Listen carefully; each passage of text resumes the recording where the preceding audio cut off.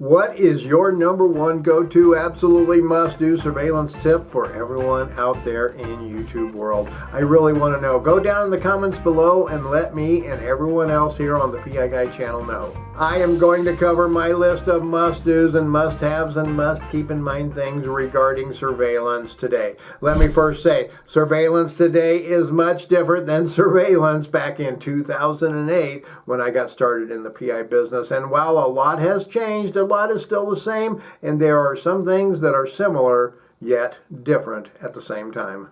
The first thing to look at is the first thing to do when you get the surveillance assignment. Now, obviously, the very first thing to do is to review the information the client provided. In reviewing this information, you should be making notes of everything that stands out. Did the client provide you with photos of the subject? If so, how old are those photos? Did the client provide you with vehicle information? And if so, did this include make, model, year, color, license plate, and photos? Did the client provide a clear picture, a good reason for conducting the surveillance? What I mean is, did the client tell you exactly what the client wishes to gain from the surveillance? Did the client provide activity information on the subject? Activity information includes things like where the subject works or worked. What times does or did the subject work? What days does the subject work?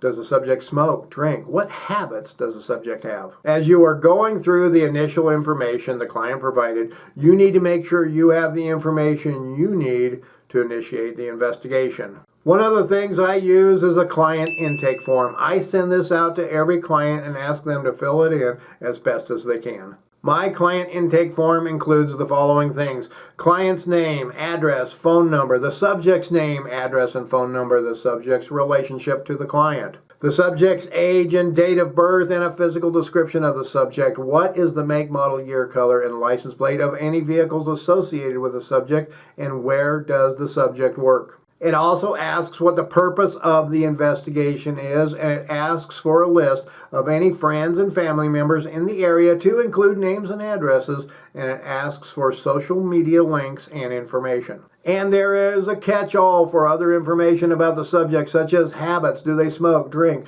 driving patterns, favorite places to go, and things like that. I have found that having a client fill out one of these intake forms provides me with more than ample information to initiate the investigation, and it keeps me from having to keep going back to the client and asking about information that I really should have asked about in the beginning.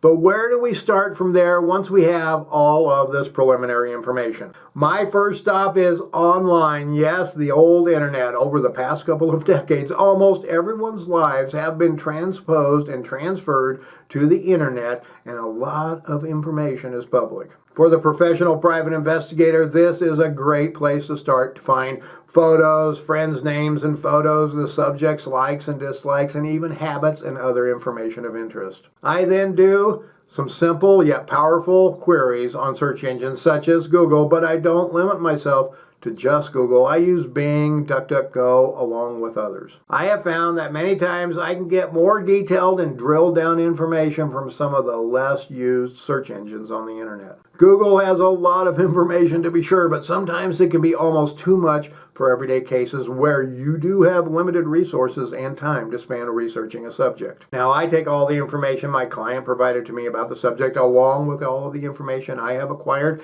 and I compile myself a case cover sheet. The cover sheet is another must-do, must-have thing for me on any surveillance, regardless of whether I am doing the surveillance or using an employee or a contract investigator. That cover sheet is crucial to make sure the investigator has all of the necessary information at their fingertips when out on a surveillance. I try to make sure it all fits on one page or back-to-back pages, and I also will usually print this out in color before I go out on surveillance. I know this is controversial for some PIs out there. I have heard many say to never take anything printed when going on a surveillance, and the biggest worry is that someone will walk by and see that cover sheet and know who you are watching. And that is a legitimate concern. I do get it. However, I make it a point to ensure all the paperwork is always turned face down on the seat next to me, and many times I fold it in half too. And well, I have some pretty dark windows on my surveillance vehicles, so the chances of anyone seeing that paper, or anything for that matter,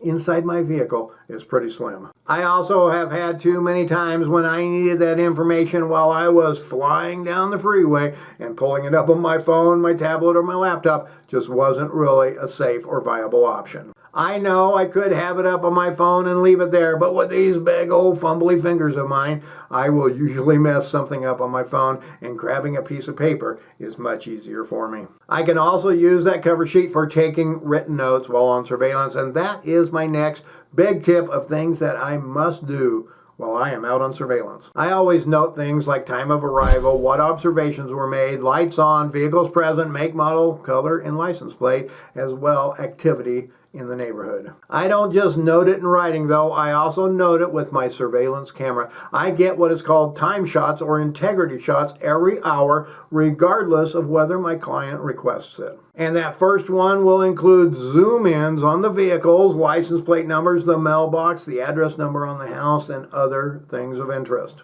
This way, if I need to refresh my memory about the vehicle or anything else later in the day, I can just pull it up on my camera's display. This is also one of those CYA things, folks, just in case the client ever questions whether you or the investigator were really out there, you have proof it really did occur. Now, I have maybe had 2 clients in my entire career since I started in 2008 question me on this, so it is not an everyday occurrence. But when it does happen, you will have the evidence readily available. What other CYA tactics do you use in your cases? I would love to know. Go down in the comments below and let me know. Now, while out on actual surveillance, one of my number 1 rules is to always blend in. My vehicle should blend in, and I should blend in. Do you know how to make your vehicle blend in? Well, first, make sure it is a nondescript vehicle. There are some vehicles that just, well, stand out way too much. And then there are some that just blend in with almost any scenario, like crossover SUVs. Back in the day, minivans were good. I like to refer to the best surveillance vehicles as being the soccer mom type of vehicles of the day. You can also blend in by the choice of where you decided to park for stationary surveillance. If you are parked at the neighborhood mailboxes, well, you are not going to be blending in very much. And if you are parked in front of a fire hydrant, well, good luck with blending in there too. Finding good locations like between property lines, next to privacy fences, and yes, even shady spots can help you blend in many times. Just park where it would be normal to see a car. Now, when on mobile surveillance, I always try to follow these simple rules. First, keep your distance, but not too far.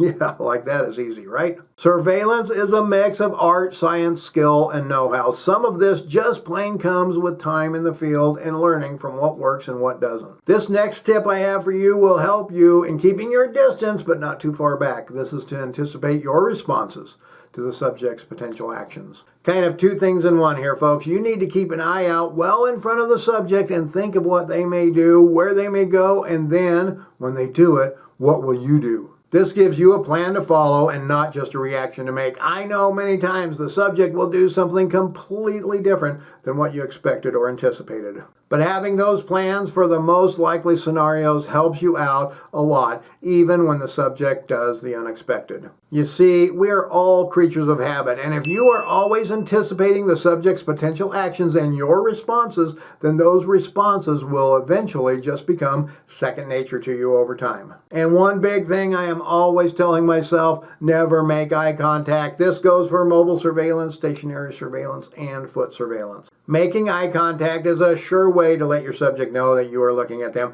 and while that does not bring up instant suspicion, it is a memorable event to them. Now, if you want to learn 10 top secret surveillance techniques, then check out this video.